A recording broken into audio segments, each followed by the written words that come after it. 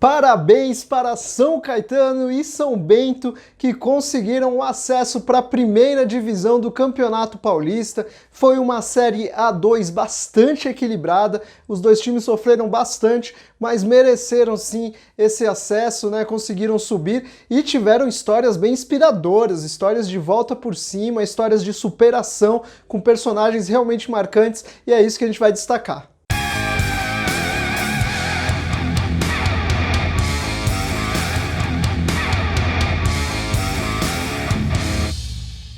Quer acompanhar todas as notícias sobre o São Bento e sobre o São Caetano? Todas as notícias do futebol paulista, vídeos, transferências? Ou quer ver os jogos do campeonato alemão, da Bundesliga? Tem tudo isso no aplicativo OneFootball. Acesse o link aqui na descrição, baixe o aplicativo e configure da melhor maneira para você acompanhar tudo o que você quiser. Tem tudo lá no aplicativo OneFootball bem completo. Primeiro vou falar do São Bento e não tem como falar da campanha do São Bento sem destacar o ótimo trabalho do técnico Edson Vieira. Ele não pegou o time desde o começo, ele estava na verdade no começo do ano, ele estava no comando do União Barbarense, que vai disputar a última divisão do Campeonato Paulista, a quarta divisão do Campeonato Paulista, então ele estava se concentrando para trabalhar por lá, mas o São Bento resolveu trocar de técnico e lembrou do Edson Vieira, porque o Edson Vieira conquistou o título da Série A3, conquistou acesso na Série A3 com o clube, né? Então um técnico importante que já estava na história do clube, e aí foi chamado para salvar o time que estava muito mal na segunda divisão, estava realmente na zona de rebaixamento, estava com 6 pontos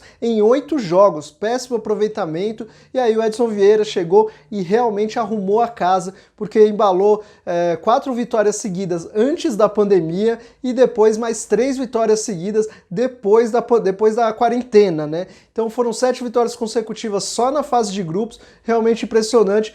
Tudo graças ao Edson Vieira, um técnico que estava na última divisão paulista e conseguiu classificar o time dessa maneira.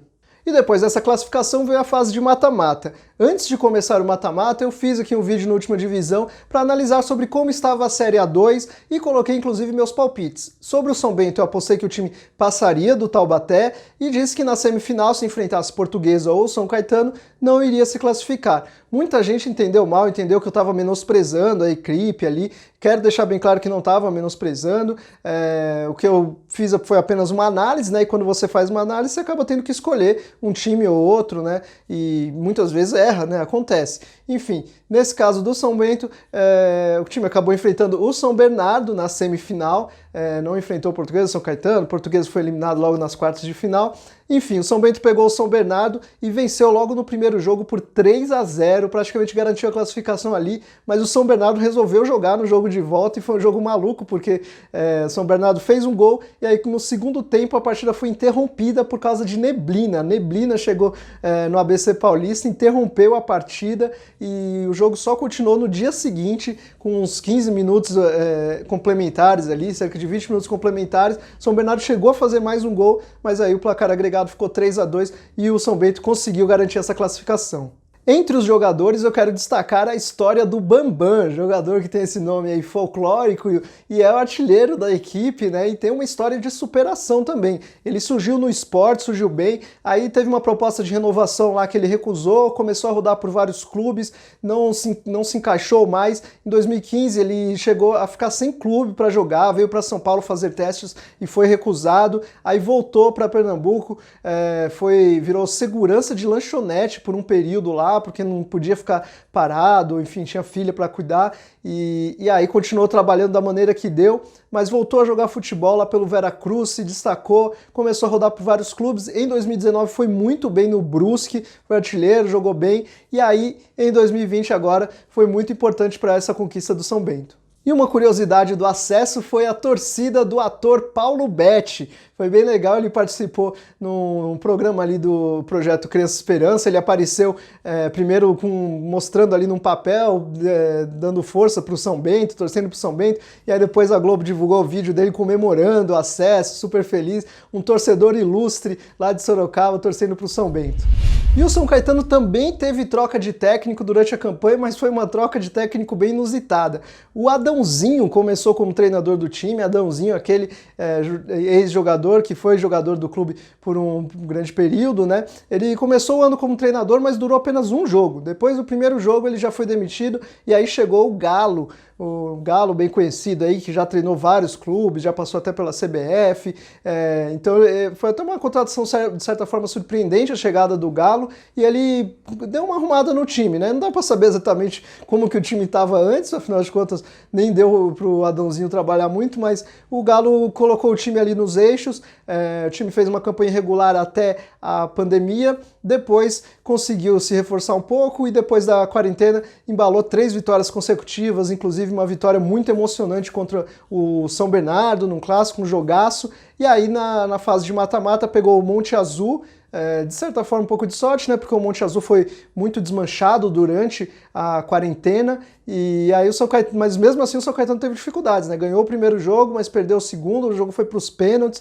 e aí o São Caetano passou e foi pegar o 15 de Piracicaba na semifinal, adversário duríssimo, no jogo de ida empatou, na partida de volta começou atrás, o 15 de Piracicaba começou na frente, mas o São Caetano conseguiu a virada com gol de 2 jogadores muito importantes, Alex Reinaldo e Anderson Rosa fizeram os gols e rolou um lance bem inusitado que o 15 de Piracicaba perdeu uma chance de gol claríssima com Rafael Macena, jogador que ficou de frente para o gol e cabeceou para fora, num lance que ficou muito marcado realmente, que ali o 15 de Piracicaba desanimou de vez. E como personagem do São Caetano eu quero destacar o Alex Reinaldo, o lateral direito que está se tornando ídolo do clube, porque realmente além de jogar muito bem, ele tem muita personalidade e ele já está no clube há muito tempo. Ele está no clube desde 2017, quando o time venceu a Série A2 com ele. Depois ele, em 2019, venceu também a Copa Paulista, título importante, que deu vaga na Série D. E agora, em 2020, jogou muita bola, ele bate muito bem na bola. Como eu disse, tem uma personalidade muito forte e até chamou a atenção depois dele eliminar o 15 de Piracicaba. Primeiro, vale destacar uma curiosidade, que ele chamou a atenção durante a fase de mata-mata da Série A2 com um cabelo diferente, né? Cabelo descolorido e com um smile lá atrás. E depois também vale destacar depois que o time conseguiu eliminar o 15 de Piracicaba, ele fez um vídeo provocando o Macena, exatamente o atacante que acabou perdendo o gol. Ele falou que o Macena falou demais antes dos jogos. Eu não lembro assim de que provocação ele estava se referindo, talvez tenha sido uma provocação ali de dentro de campo, mas enfim, o Alex Reinaldo aproveitou para passar o recado dele depois dessa classificação.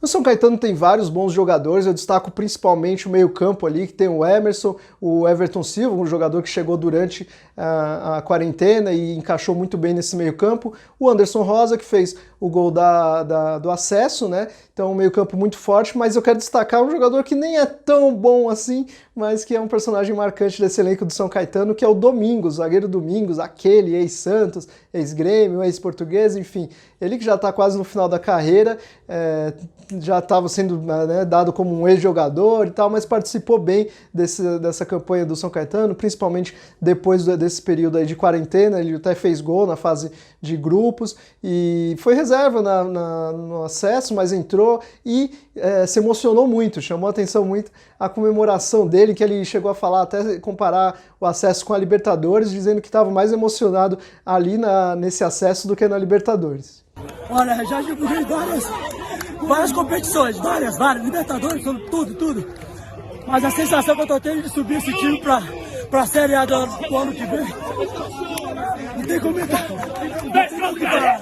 Agora um pitaco sobre o futuro desses dois times, né? Eles vão disputar a final, tem uma final aí para disputar na Série A2, mas eles também têm outros focos importantes em competições nacionais, né? Sobre a final, a gente precisa ver exatamente qual vai ser o foco, né? Se eles vão jogar com times titulares, com times principais, o resultado depende muito disso, né? Então não dá para avaliar quem é favorito, quem não é, porque depende de quem vai focar nessa final, né? Se fosse times titulares, com certeza a gente faria aqui uma análise, mas sendo times reservas ou reserva contra os titulares, difícil analisar. Dá para ter certeza que o time reserva do São Bento está um pouco mais entrosado, porque jogou na Série C juntos, né? Enfrentaram adversários complicados na Série C, então tem um elenco de alguma qualidade e já com algum entrosamento. Então, se for reserva contra reserva, acho que o São Bento tem um pouco de favoritismo. E nas séries nacionais, né, o São Bento está numa situação mais complicada, porque já disputou mais rodadas, já foram 8 rodadas da Série C, e o São Bento está na zona de rebaixamento, complicado para o time, tem adversários bem complicados no grupo. Acredito que quando voltar o foco totalmente para a Série C e com os jogadores de qualidade que tem, não vai escapar do rebaixamento com tranquilidade, não vai cair, mas dificilmente vai conseguir a classificação, porque, como disse, tem adversários complicados, tem Volta Redonda, tem Ipiranga, tem Brusque, tem Ituano, algumas outras equipes que estão se arrumando ali, como Londrina, enfim, é difícil. Mas vamos ver o que o São Bento arruma pela Série C. Na Série D, o São Caetano também usou ali um time misto, depois um time reserva, mas foram apenas 2 jogos disputados, ainda tem todo o primeiro turno, o segundo turno, então tem mais chances de conseguir a classificação. E aí, na fase de mata-mata, fica mais imprevisível, né? É difícil a gente saber quais vão ser os adversários, mas garanto que a gente vai estar de olho aqui. Vamos com certeza fazer mais vídeos sobre Série D mais pra frente, analisando tudo que tá rolando, inclusive com o São Caetano, e também nas nossas redes sociais. Siga o Última Divisão no Instagram, no Twitter, no Facebook, a gente está sempre colocando todas as notícias sobre Série D, e também no nosso site, no ultimadivisão.com.br, tem sempre lá resumos das rodadas, análises, curiosidades, aparece tudo por lá. Então acompanhe a Última Divisão, que aí você vai saber tudo que está rolando com São Bento e São Caetano nas competições nacionais. Então, fico por aqui. Parabéns mais uma vez para São Bento e São Caetano, times que merecem muito e vão deixar o Campeonato Paulista de 2021 muito mais legal. É isso, até a próxima.